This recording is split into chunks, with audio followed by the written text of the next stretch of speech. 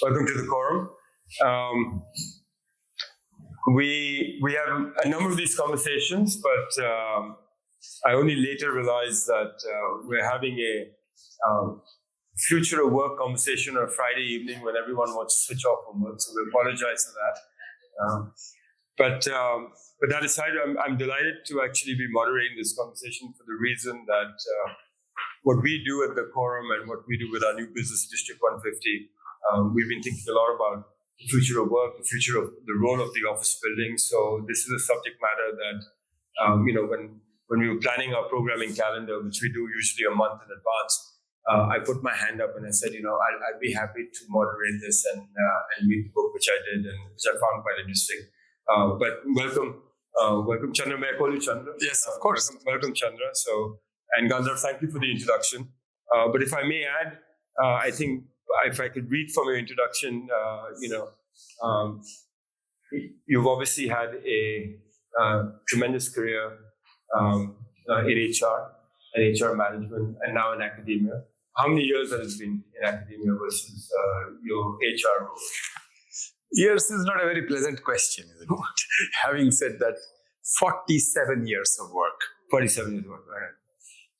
All right, so that's, and what sort of 40 years in corporate world. 40 years in corporate world. 7 years in the academy. Yeah.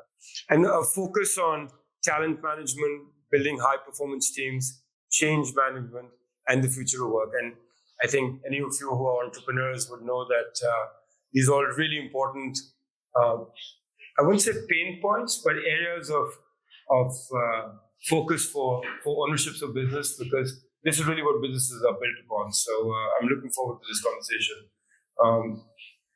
Tell us, let's get started with the first distinction I wanted to make is that you use Bharat and India not from a political perspective, but more from an urban and rural. And I think that's an important point to make out to everyone, because I think today, in this day and age, people do use it in a political context. But as this book is written, the use of the word Bharat in India is more from a rural and urban perspective. But Chandra, let's get started with human capital inclusion. I think that's one of your first chapters of your book. Low labor participation in our country. We have a high probability that by 2030, if we don't do a lot of things right, we might actually have the largest exclusion of people from the workforce. And it's the quintessential India paradox. A lot of people, not enough jobs. So why don't you tell us a little bit about, what the real situation from your perspective is there, and what do we perhaps need to do, and what should we be looking at to solve that? Sure. No, thank you. First of all, thank you so much for having me. This is the first time I've been to Quorum, and obviously it's an impressive facility. And on a Friday evening, which you seem to think is not the time to work, let me paint the future that I believe will happen. The future of work is a future where Fridays and Mondays will merge. And we should be able to play golf on Mondays, and we should be able to work on Fridays. We should be able to work when we want, where we want. And therefore, work should be less pain than how we have made it out by distinguishing days for it. So that's where I want to start, so that it's not wrong to discuss future of work, because future of work and future of play must converge. Otherwise, we'll forever struggle with this peculiar binary called work-life balance. Work-life balance presupposes that work is the opposite of life. And the only way to make that happen is that you must infuse life to work and a little bit of work in life. And that there is a reimagination required there as to how might we do it. Now, coming to this whole Bharat issue, I'm certainly, I do want to re-emphasize that I know that there is a bit of a political leverage that's being made out of this, because of whatever is the political gain that comes out of making these distinctions, and I don't want to get into that. But there is a vast hinterland of India which sort of goes unnoticed altogether. In fact, if I tell any one of my colleagues abroad, educated in America, Europe, I mean, they don't know beyond the 4 or 5 big cities of India anything. Yeah. They know that India is a large country, but even a Cochin won't occur to them. And already though Cochin is it's perhaps a bigger town than several of the US towns. So the issue is we have failed in discovering Bharat. If you remember the book Discovering India by Nehru, I guess we need to rewrite a book on Discovering Bharat. We have to understand that the vibrancy of this country is not just limited to the big cities.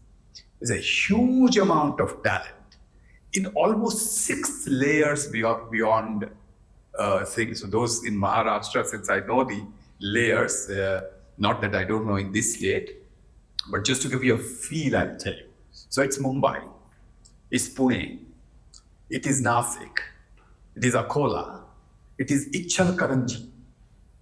So it's like that. It's the last town, which is also today buzzing with talent, buzzing with activity. It's just that they are excluded. The infrastructure doesn't reach them. Funds don't reach them. There's a lot of talk of, so I'm talking the human capital inclusion. Why did I think of that? Yeah. The reason is that the most bandied about word is financial inclusion. And what has the government thought of financial inclusion? And all of them are very commendable work. For example, getting these Jan Dhan accounts and getting everybody to have accounts, getting direct benefit of transfers has happened. But one of our very eminent colleagues in ISB has studied that much of it is not working on the ground because people are not skilled. In fact, we have such disparities and such difficulties that if a mobile banking has to be done, because there is no other way to bank in the town, there is neither a branch nor an ATM, then only the men have the access to the mobile phone and the women do not. It's as bad as that. So how do you do financial inclusion? There is at least some infrastructure for that, and we are attempting to do it. My point is financial inclusion will not happen unless human capital inclusion. So I think your book talks a lot about, it talks about a number of themes. It talks about the future of work from the flexibility, and we're going to talk a little bit about that in terms of the Monday to Friday and the convergence that's happening. We talk a little bit about the rural-urban divide, migration to urban centers, and the problem with that. But if I can just bring you to the human capital inclusion and exclusion, you said that these 6 layers of cities, or the 6th layer of cities that a lot of people around the world don't know about, some of us also don't know about them because very few of us have traveled.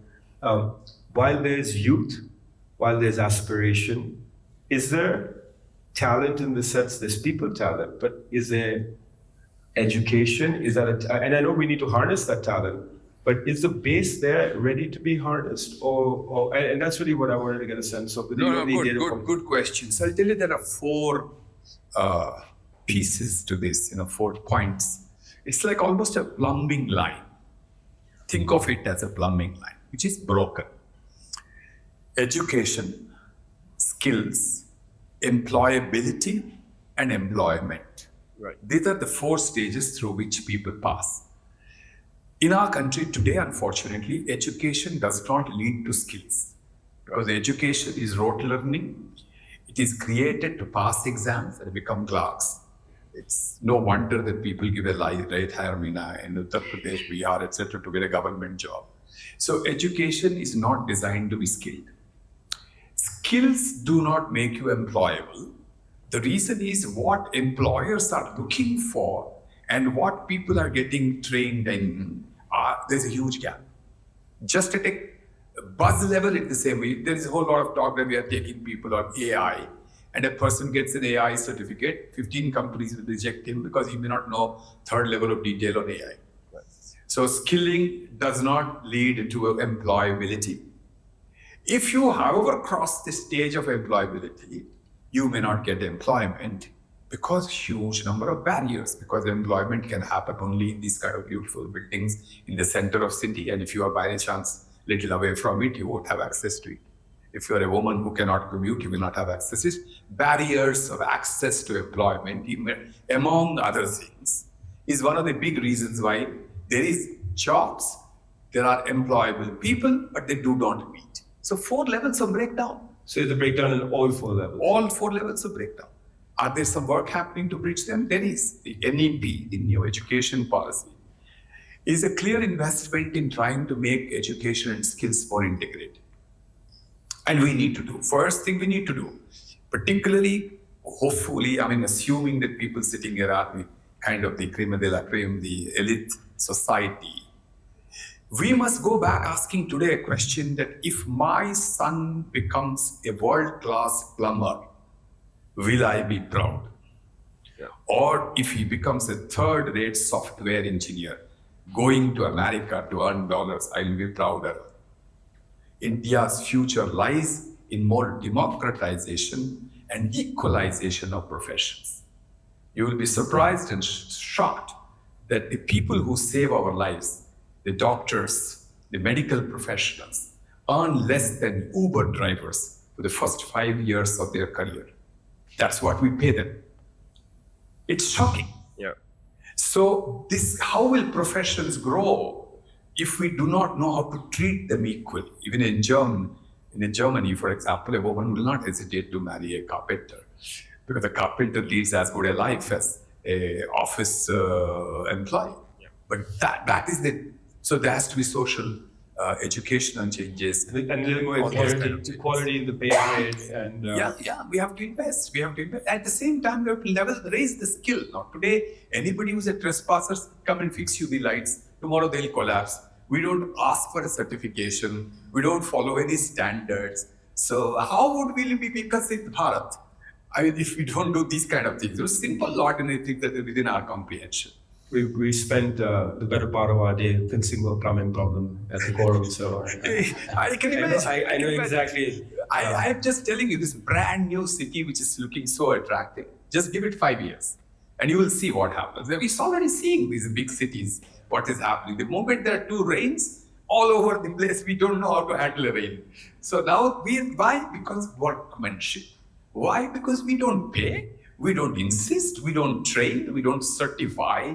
And the whole process is completely informal. So more vocational training? Of course. Is the need of the hour. Of course. More vocational training of all categories, not just of, the classic masonry plumbing, where everything is food processing, for example.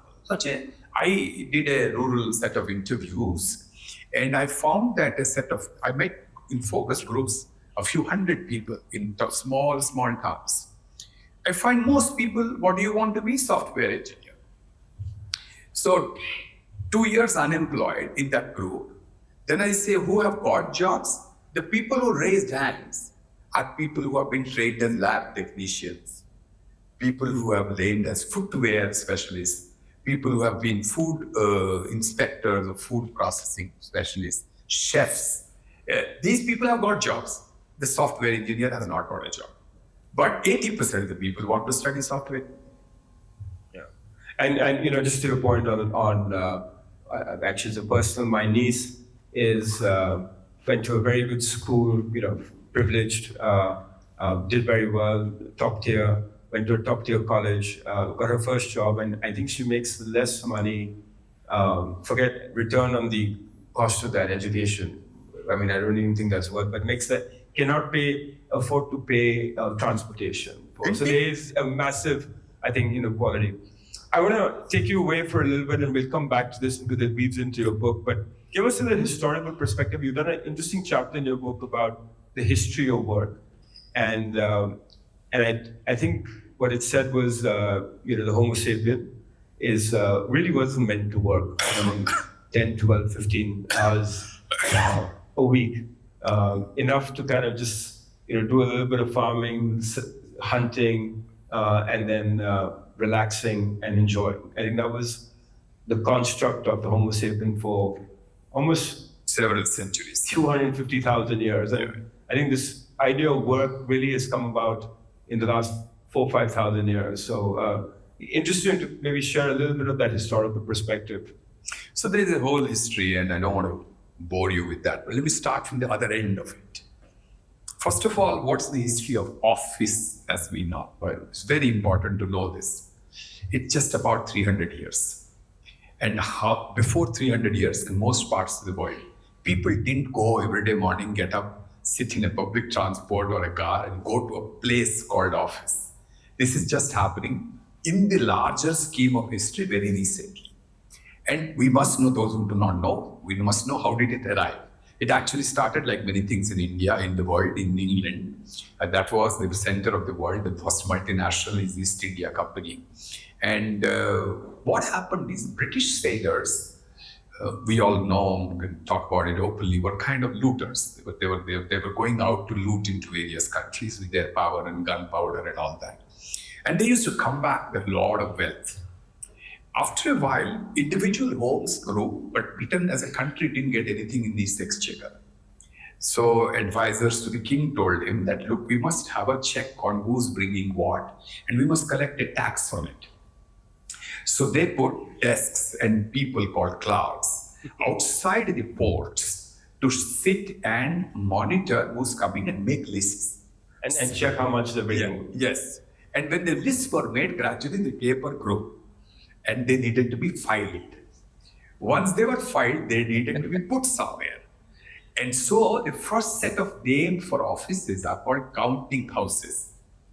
That's how work started. Then the Royal Admiralty Office was built largely to store files away from rats and rain. And then because there were files, there were people who had to sit there. Once people were there, hierarchy followed. So whether somebody really entered the data, somebody had to monitor. Whether he is monitoring, somebody else had to monitor. So then the whole hierarchy started, which we are so fondly lapped up today, that it is from management trained to vice president is the nirvana of life. Because then you get to monitor someone else as you go up in, as you monitor. So what do you do as you go up in life is to check whether someone else is doing something. But you may not check, therefore there will be another person to check you. So, and collectively we have created, internalized this model and think this is work. And this is the office. This was not the way people worked before. People worked in trades, they created artisans, things, even an agriculturist, if he processed food in a very cottage way, then he would build something, then you go into the village market, from there it will go in transport. India exported cotton of the rarest kind, gems, jewels. Those were all guilds, networks, trading houses. And they were not like the modern construct. The slave driving offices. Just imagine, what could be the difference between hundreds of people being driven like slaves to a mine to dig in the morning by putting them on bullock carts and other transportation and taking them there. This what out, by the way, many of the Indians have gone to Africa. I have personally gone and seen families who have survived that slave trade in Johannesburg and outside of Johannesburg. And what is the difference in spirit between that and all these beautiful people who get up at 7:30, get to the street corner, get into the air-conditioned bus and are ferried to a place called office and they work. Close your eyes, very similar. Yeah. It's just another form of air conditioning and slave driving. Air conditioned, slave driving. Air conditioned, slave driving. No, I think it's important to get this historical perspective because, and if I want to add one more thing, which I picked up is the word travail, which means the French word. It's a French word, which means in work, but in English it's painful, laborious work. So this word office has had this negative connotation in work, but I think it's interesting because your book talks about COVID, which we'll talk in a minute, as a reset point to relook at what we've been doing, over the last couple of 100 years in this sort of modern construct of work, and both from a how do we work, what do we do, what work we do, how does organizations sort of change their way to get to it. But BC and AC, before COVID and after COVID, I think this is kind of an interesting sort of point, an opportunity to perhaps reset. Do you think the reset is happening from your perspective? Do you think hybrid work is a starting point to a new way of working? Is this kind of a trend or a fad that will die down and we'll be put back into our sort of slave routine of being back to the office? Or do you think this is a structural changing forward? Because a lot of your book is predicated on the fact that it is going to change for a number of reasons that we'll talk about later as well. So it will take time. It will take time, but the writing on the wall is clear. There are compelling historical forces that if it took 300 years for an ecosystem called office to build, it will perhaps take 30, 50 years to build an alternative ecosystem where distributed work will happen, partly in a place called office, partly in a place called Goa, partly in a place called home, and there would be far more. So let's just go back to two things. One is the travail issue, another is the new. There are two trends. One is more inherent in civilization, human life. Whether you take any religion, the Christian religion says that, man was in a paradisical state and he made mistakes and God punished him to earn thy bread to the sweat of thy brow. What means is work was a punitive exercise to ensure that you paid for the mistake you made. This imagination is inherent in all religions. If you take a dharma view of karma, then dharma is certainly more ennobling. But if you take a karma view of karma, it's destiny. And if you happen to be the wrong side of the caste system in this country, then work is torture. Work is burdensome. The lower you are, the more difficult work is passed on to you. So any religion, I can go on across any religion, any historical tendency, people have not always very intrinsically volunteered for work the way it is. But there are a few moments when they do it, when two things happen. One is when the constraints of time and place are not too heavy, and people can do what they want, when they want, where they want. If you do that, then actually following almost the agricultural rhythm, I get up at the sun because the sun is up, I feel like now getting up, do some work, and now sun is down, I want to just have a drink, sleep. This ability to follow a natural rhythm, not constrained by place and time, makes work more interesting, more intrinsically enjoyable. That's the historical trend. The other trend is that, more modern trend, is that there are two shifts that have happened and more accentuated by COVID. One is digitalization. Digitalization has suddenly set us free. It's possible to do anything from anywhere, and with much less digitally assisted work is much less physically burdensome. And people have now discovered the joy of enjoying the robots and AIs and chatbots and everything, and they would further do it and they would invest in it in immersive technologies. There are many, many forms of technologies that are coming up that are autonomous vehicles, autonomous things that will help us reduce the drudgery of work and make work possible and more interesting and intelligent. On the other side, generational shift, what I call the demographic transition. Clearly, the Gen Zs of the world and the next Gen Alpha, they are not going to take this nonsense. They are not going to take the bossism that at least I took through my life and the kind of toxic workplaces we build. They tell you, Papa, work sucks. I don't want to do this. You will not, it's not surprising that there's so much of choice for self-employment and there's so much of craving for autonomy and people wanting to do their own thing. So combinations. Inherent human tendency to enjoy work when you have autonomy, coupled by the new forces of digitalization and demographic transitions that have been accentuated due to COVID and that we have discovered them, clearly have propelled a set of forces that I believe are irreversible. It's only a time before it settles down to the new normal. Right now, we are struggling with centuries of habit. We go to office not to work, but to socialize out of habit. So I think let's talk about automation. Yeah. AI, robotics. Your book, you've talked about Caterpillar using remote people controlling, heavy machinery. They started doing it during COVID. Now it's a safety issue as well. It's better. there's obviously this AI revolution that we're all reading about. I'm personally following it quite a lot. Like, I'm sure everyone is. ChatGPT is how it work. I mean, do we run the risk that it replaces our jobs? In some places, yes. In some places, but you don't believe there'll be enough new jobs that are going to be created. But this is really the big argument that everyone's having.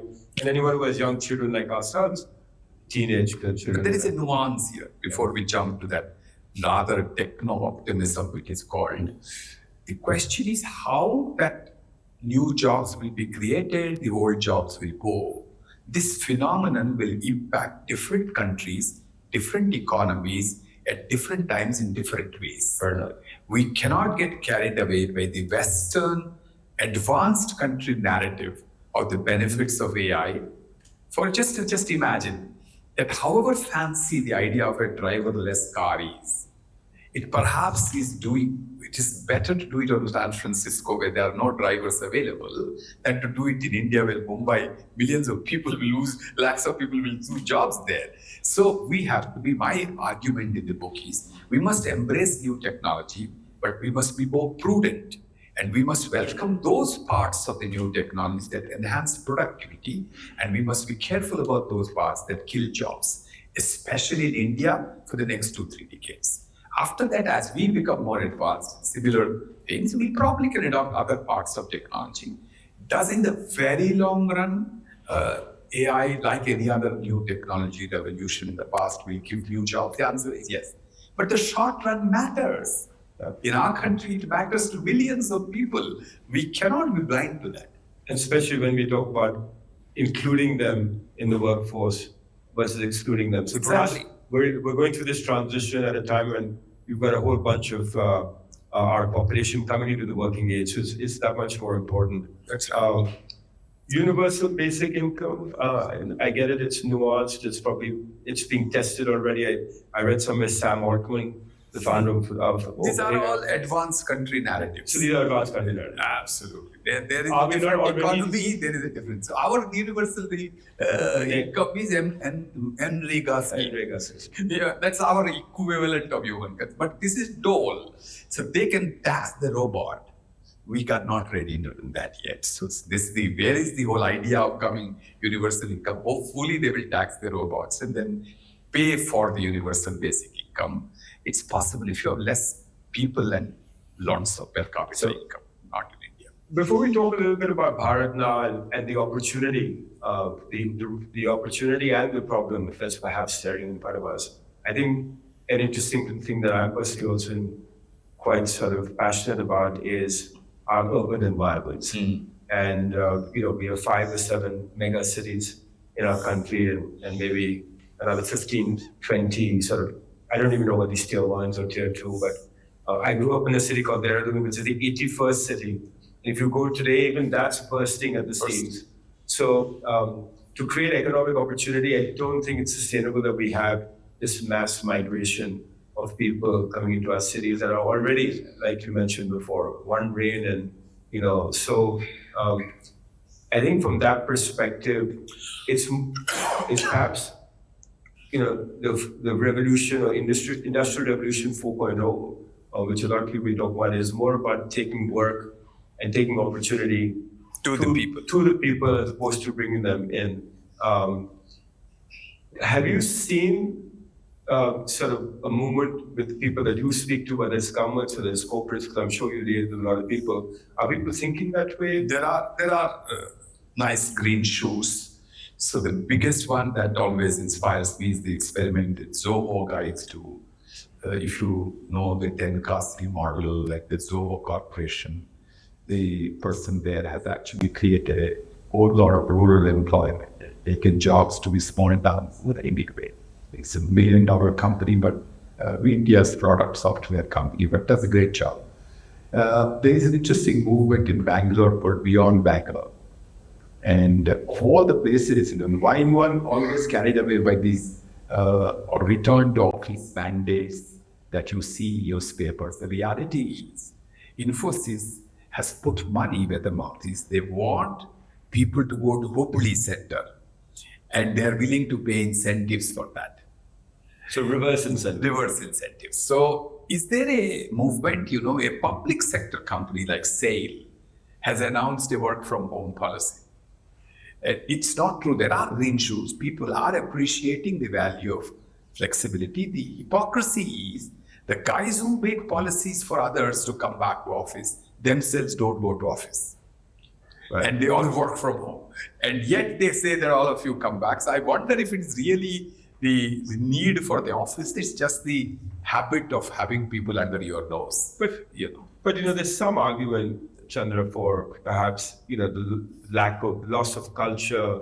And again, I'll use a personal experience. I have a young niece who's 22 or 24, started her job post-COVID, started remote, and was very disinterested in the job. And I feel like part of it was also because you're not at work. And so what's that right balance? And I do hear what you're saying, but I just want to remember. Not true. Particularly a fresh person who's just getting to work, they need to go to the workplace, observe others, build a camaraderie, build a network. It's very human and very social. So I think there is a place for that period of time, the first few years, to go more frequently to a place called work or to places where people like you come together. Community is at the heart of things. But let's do a couple of things right and wrong. First of all, this whole culture. I have spent a lifetime working in companies, always building culture. Believe me, millions of dollars of consulting money have gone in these decades. Everybody promising the other person that we are building culture. All companies want to build culture. Have they all built cultures? I don't know. Was going to office really ensuring that we build cultures? Or are we romanticizing a past and thinking everything in the office was good? I have walked down the corridors far before COVID to see that people sitting there and doing day trading right under the nose of the managers. You think office was always a place only to go and work? It was half the time in the cafeteria and half the time in the corridor. If you want to check that even now, go out how many restaurants are not these sophisticated ones, but the Buddy is the place where the worker is. And so we have romanticized this whole thing. Culture so moonlighting will happen no matter what. Yeah, because the person who's saying don't moonlight himself is moonlighting. So this is interesting. The entrepreneurs are allowed to moonlight. Employers are allowed to moonlight, but employees are not. Right, fine. Create boundaries, create guardrails. I don't think you should. It is ethical to cheat at work. It's ethical to cheat your employees. So there have to be norms. There have to be law. There has to be a tighter control. You have to earn the right of being free. You can't moonlight and say, and still get the benefits of it, regular, secure employment. So I understand that. But I'm saying let us not imagine that culture gets built if you go to a place called office. There are two layers of knowing it. Culture, the horrible companies, great buildings, great offices, poor cultures. 80% of the companies belong to that category. So their offices did not predict their cultures. Culture is a different thing. Why it is built, we can go into that. So coming back to taking our jobs back to the people in bars, in our rural environments, it's supposed to bring them into the reason they mentioned. How does one go about it? Do we incentivize organizations to set up and have a reverse migration? Is that the starting point? Because you don't have the skills necessarily today. You've got to build the skills. Is the starting point sending or incentivizing organizations to perhaps go further back, and then they have a multiplier effect on skill development, even economic consumption and what have you? Is that one? There is no one answer to this. It's a vast country. There are many, many things that have to be done. Let me list a few that are important according to me. The first thing is that there is actually an interesting government plan, which is kind of on a back burner, called a Rurban scheme. So the goal of that plan is that how can we bring urban infrastructure to rural places?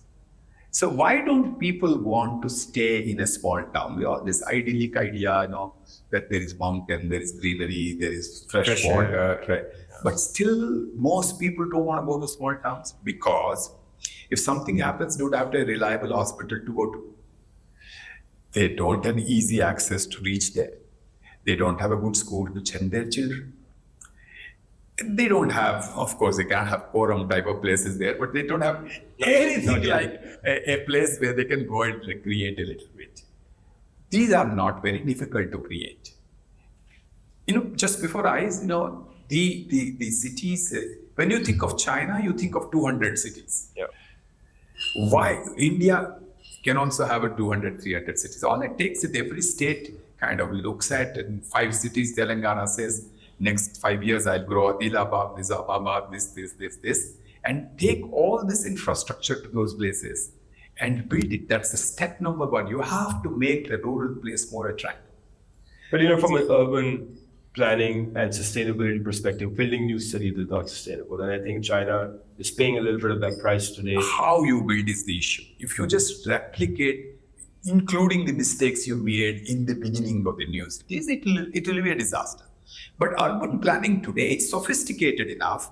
Planners, if you leave them the freedom and not do political interference, that you must put that police thane next to my house because I'm an MLA. If you don't do all that, leave it to our professionals. They'll build you fairly sustainable cities. So there's a lot of things that are happening differently. But so the first thing is we need to create a fairly solid, sustainable ecosystem in the rural societies. That's the first thing.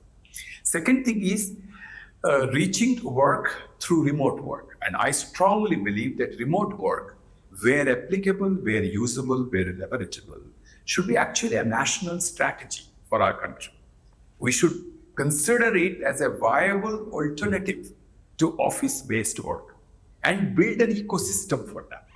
Build the VPN infrastructure, build the broadband internet reliability, build home office infrastructure, train people to work more responsibly, get the law right around that subject so that it is enforceable, and get employers to believe that productivity will not fall if they know how to manage the remote work. In all such places where remote work can happen.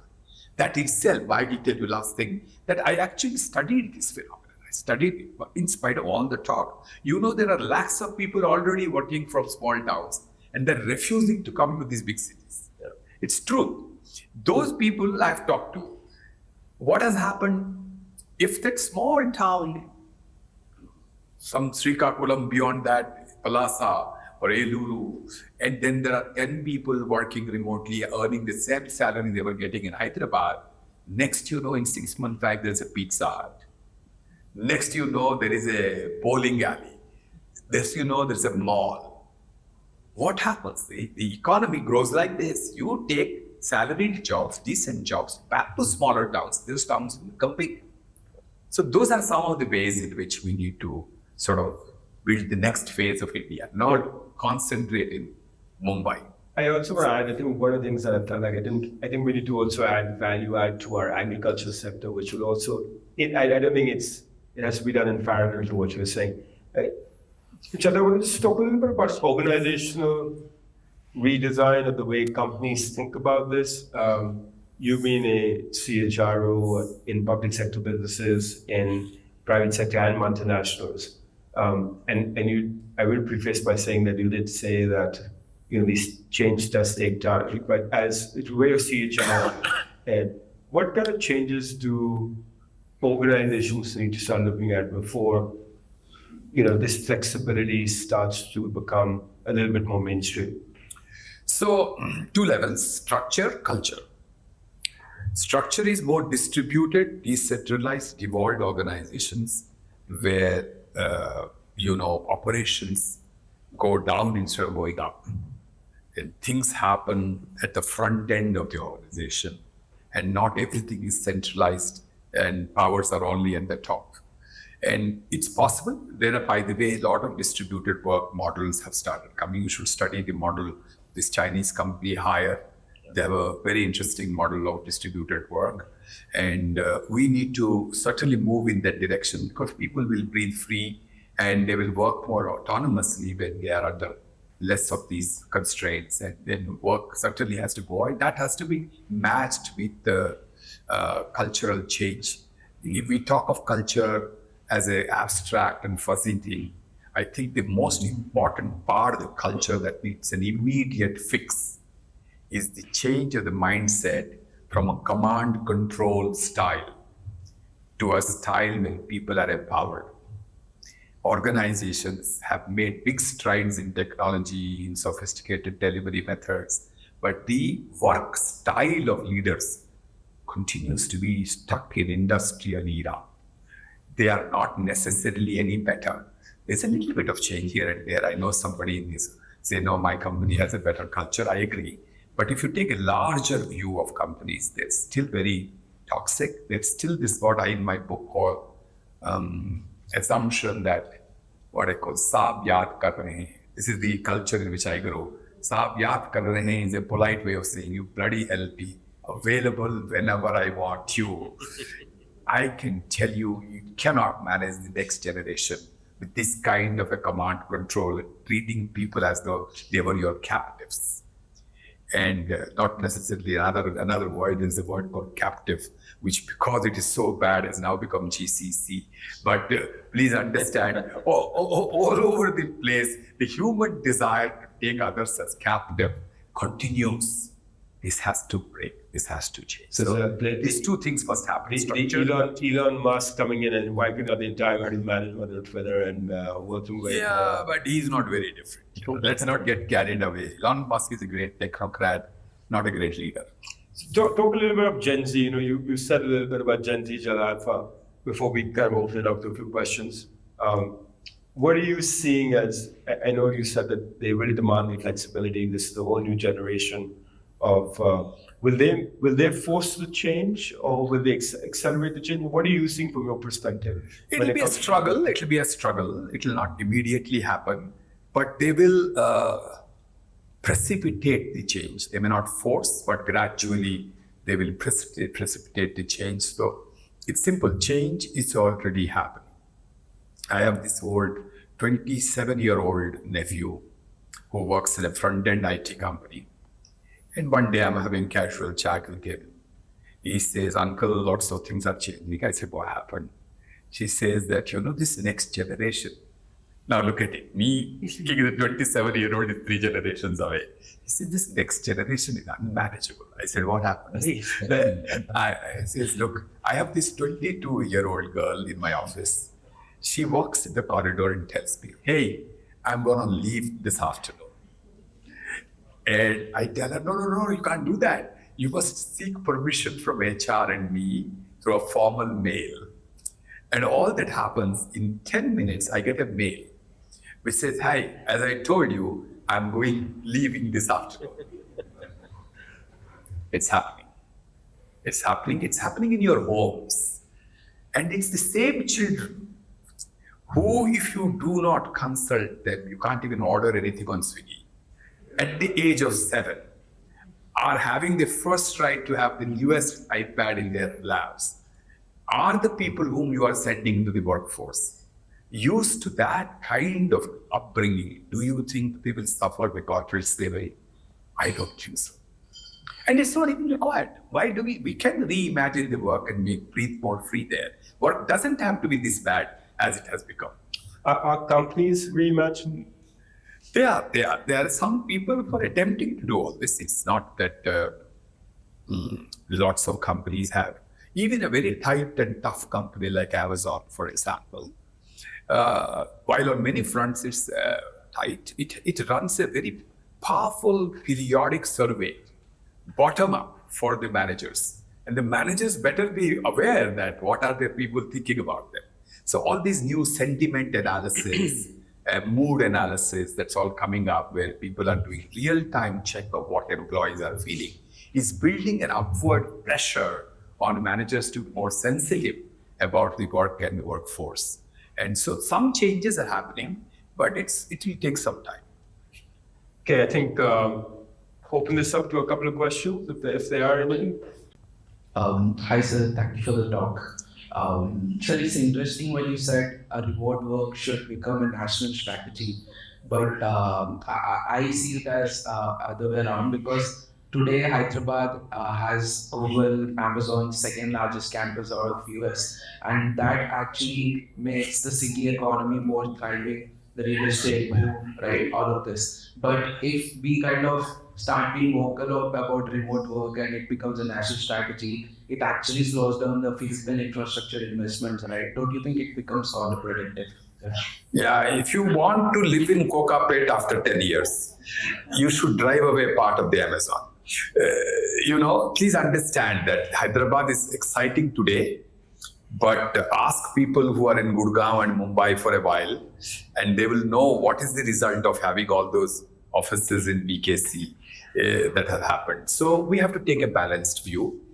The reason it has to be a national strategy is not only to help Hyderabad or not help Hyderabad, but it is to help the massive amount of rural talent who have varieties of difficulties to migrate to big cities. And we are losing on their talent. We are giving them no jobs. And remote work could be one of the methods. So don't make it like, when I say it's a national strategy, it means nation has many strategies. One of those strategies is how do I create more barrier-free, easy access job models? And remote work is one of them. If we create a little infrastructure ecosystem around it, more employers adopt it where suitable. It will help more rural employment. By the way, it also helps, very interesting, there is a possibility that you can stay in Hyderabad and work for Adilabad. Right. Remote work works both ways, and Adilabad will benefit by it, isn't it? If your skills are good, if you're a good teacher, for example, and you don't want to go there and you work to teach online medium to students in Adilabad, they don't have to come and take PG accommodation to join Narayana here. So this is the interesting thing that technology allows us to do. Yeah. So thank you for the conversation and multiple perspectives that you shared. I was wondering if there's a way we can reform the way we look at work. When Vivek started the conversation on a Friday evening, we're talking about work. This concept of TGI, thank God it's Friday, is not native to India, not even to Asian communities for that matter. I think we're all migrating to an idea which is not native to us, thriving in it, and also feeling that victim complex that we are working and we are struggling and stressed. These words were not there 30 years back. Travail. Everybody I love believed that. it's Yeah. wrong, and we had to do it. So do you think there is a way we can reform, at least in the next generation, because parents who are in work scenarios where they feel work is a stress, their children are also growing up with this idea, educational stress. So another generation growing up with this idea, how do we fix this? So I fully agree with you. First of all, there is a need to reimagine work. Just sort of decode the problem into its components as to where the repair has to happen. So there are two conditions most visibly where work becomes a torture or a difficult. One is when you don't have any say on it. The work autonomy, the ability to have some discretion, the ability to do, as I keep on giving this example, years in my life, at 10 o'clock in the morning, my manager will call me and say, by 11, Chandra, you must give me this report. And I will sit down and go to that spreadsheet. And by 10:30, he's hovering around my desk to check whether I'm doing the report. At 11 o'clock, I do the report.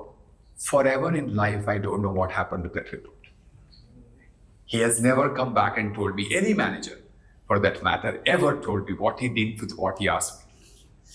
Meaningless work on which I don't have a say, I don't see the big picture, I don't know why I'm engaged in it, is the one which makes work so difficult to like.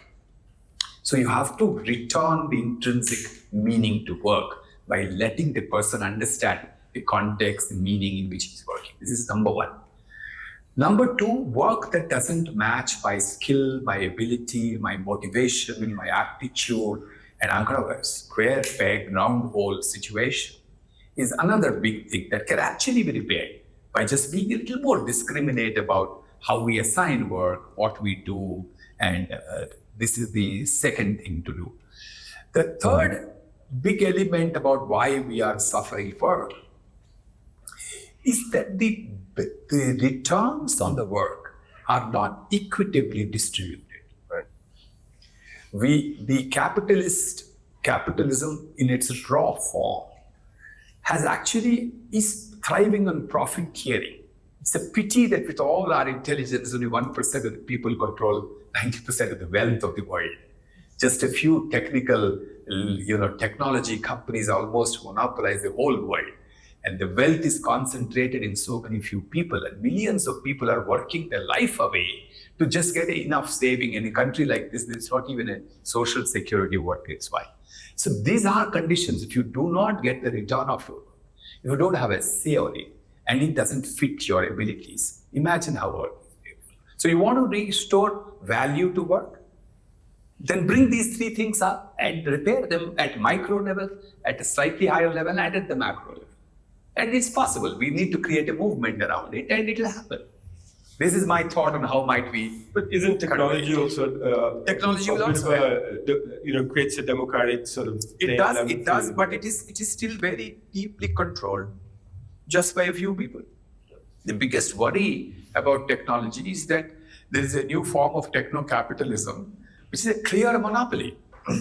So it's not a democratization. It is not at all. Not at all. We don't governments. You should see the Senate debates in America. They call Zuckerbergs of the world, and these guys are tense. They don't know what to talk to him, what to ask him. He's foxing everybody. So it's interesting how the big tech giants they're letting the legislators feel foolish because they don't know how to control it. You know, no country has a strong enough law.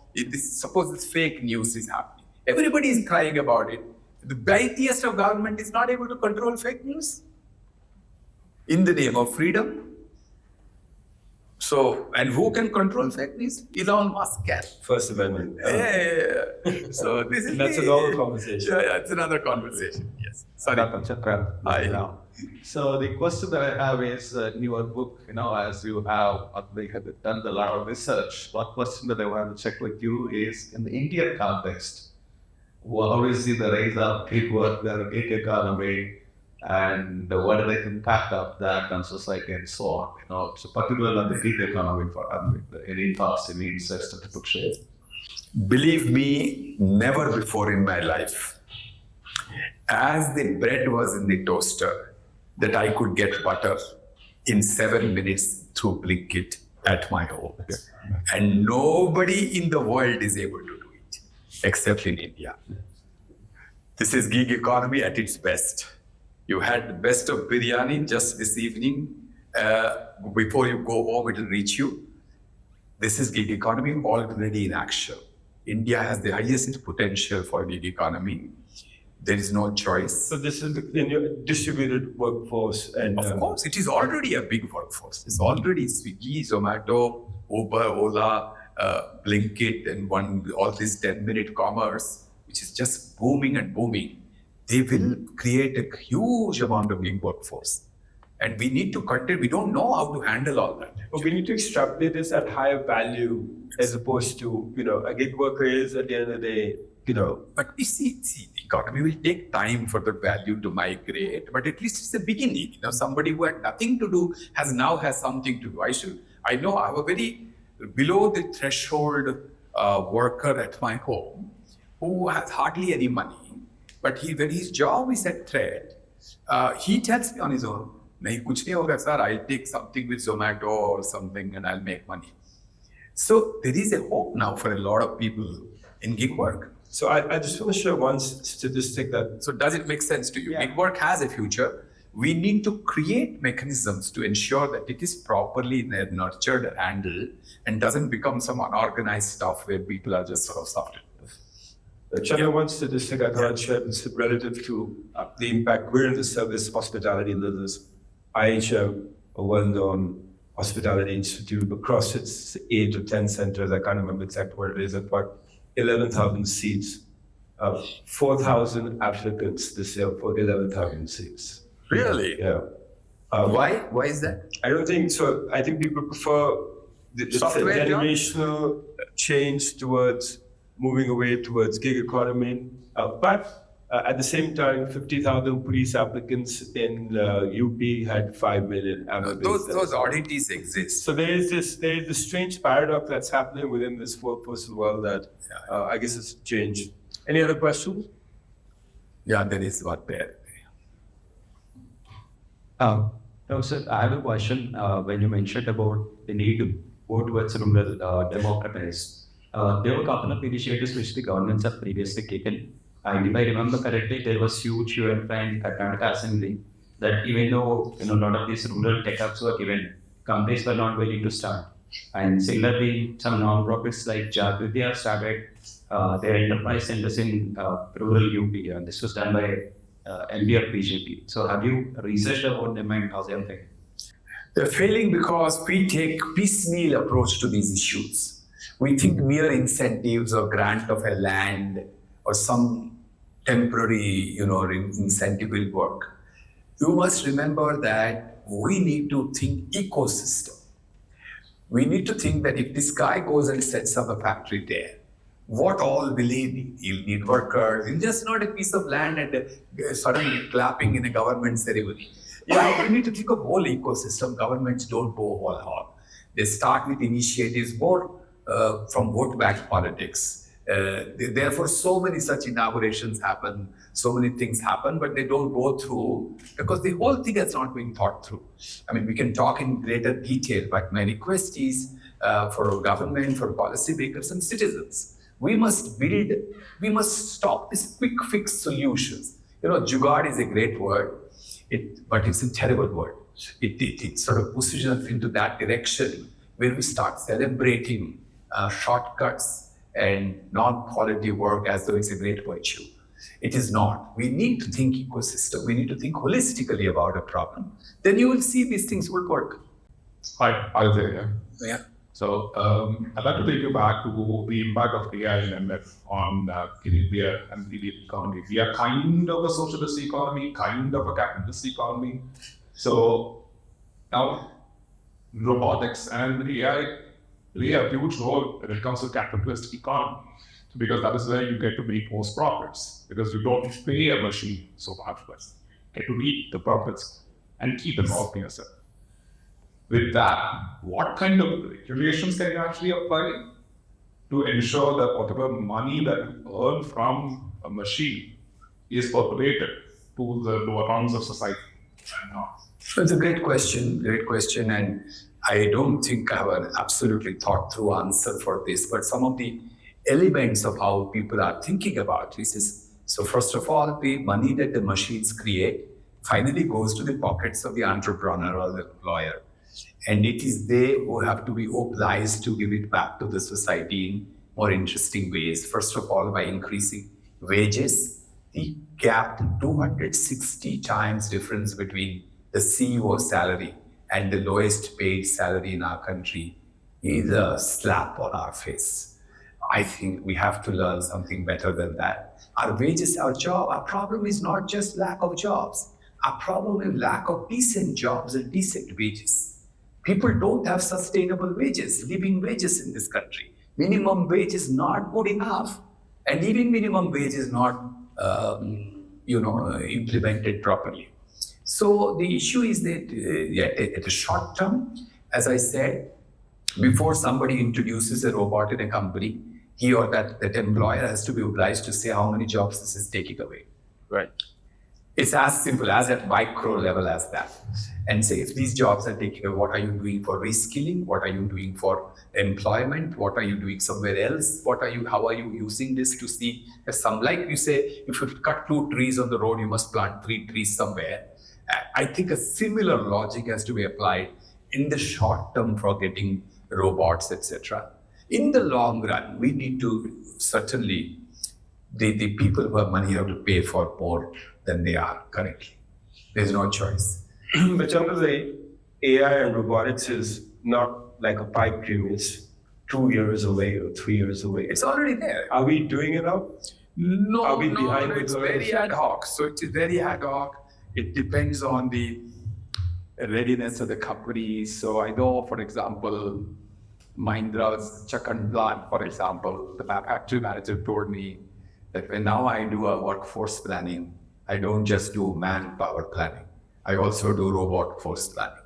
I mean, it's already happening, So the fact that robots will work together with people is already happening, but it's in pockets. Always think of India in the big Big companies are just a small drop in the ocean.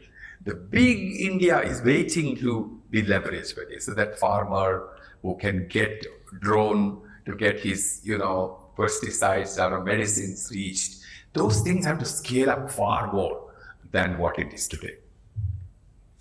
But to his question, I think it's a very important area to think about.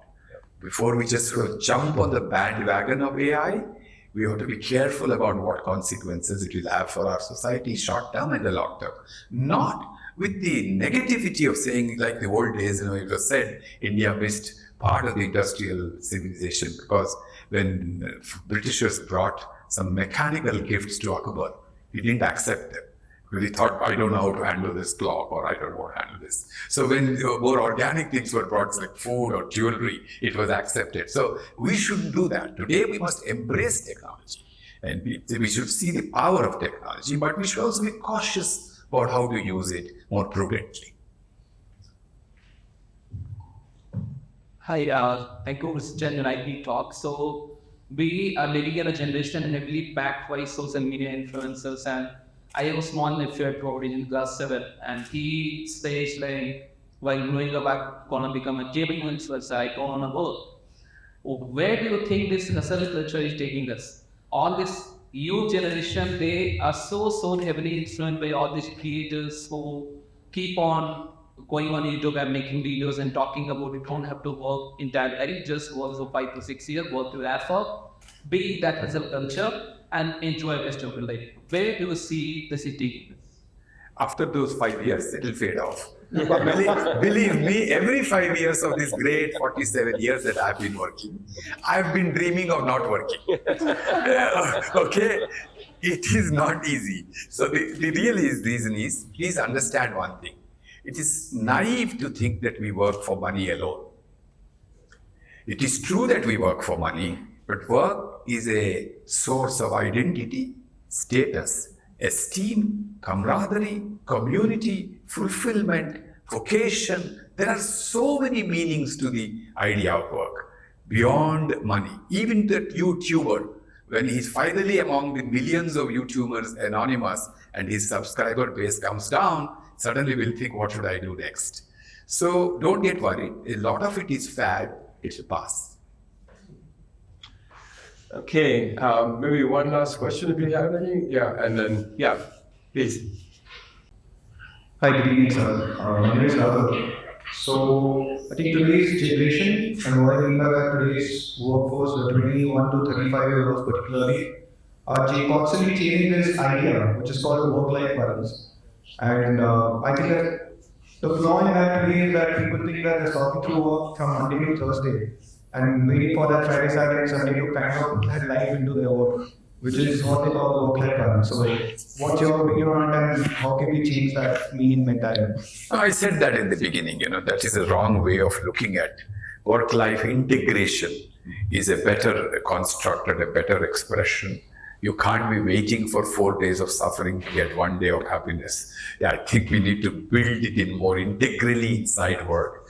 And a lot of issues in this, remember work-life balance is not just an employer's curse on you.